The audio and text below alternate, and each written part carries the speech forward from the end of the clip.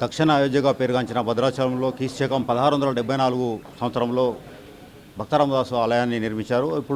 అప్పుడు నిర్మించిన ఆలయం ఇప్పటివరకు పునర్నిర్మిస్తలేదు. ఇప్పుడు కాంగ్రెస్ హయాంలో పునర్నిర్మిస్తున్నారు.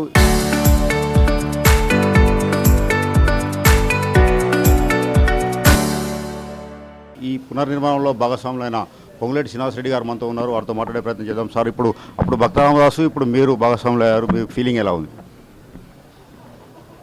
ఇది పూర్వజన్మ సుకృతంగా నేను భావిస్తున్నాను.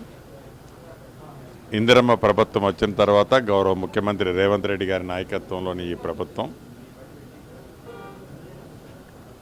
భద్రాద్రి రాములు పుణ్యక్షేత్రాన్ని తప్పకుండా మరింత భక్తులకు సౌకర్యార్థం శాస్త్రయుక్తంగా దీన్ని అభివృద్ధి చేయాలని ఈ ప్రభుత్వం తలంచి 351 కోట్ల రూపాయలతో పనుల కోసం అడ్మినిస్ట్రేటివ్ శాంక్షన్ ఇచ్చి టెండర్లు కూడా కాల్ఫర్ చేయడం జరిగింది.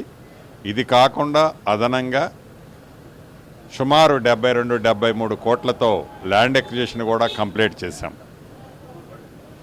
దీనికి సంబంధించిన పనులు పరిశీలించడానికి పనులు జరుగుతున్నాయి. పనులు పరిశీలించడానికి రావడం జరిగింది.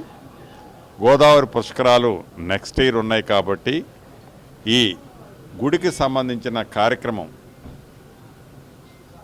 డెవలప్మెంట్ కార్యక్రమాన్ని ఈ గోదావరి పుష్కరాల లోపే పూర్తి చేసే విధంగా ప్రణాళికలు మా ఇంజనీర్లు ఇప్పటికీ వాటి మీద అన్ని ప్రణాళికలు తయారు చేసుకోవటం జరిగింది. నాకు పూర్తి నమ్మకము విశ్వాసము ఉంది. రైట్ టైంలో ఈ టెంపుల్కి సంబంధించిన అభివృద్ధి ఈ రాష్ట్ర ప్రభుత్వం మాటలతో కాకుండా చేతలతో ఏదైతే చేస్తామని చెప్పామో చెప్తున్నామో చేసి చూపిస్తాం. లోపు కంప్లీట్ అవుతాయి అంటారా ఈ పనులు? 100% విత్ ఇన్ ది రైట్ టైంలో కంప్లీట్ చేయడానికి ప్రణాళికలన్నీ తయారు చేసుకున్నాం.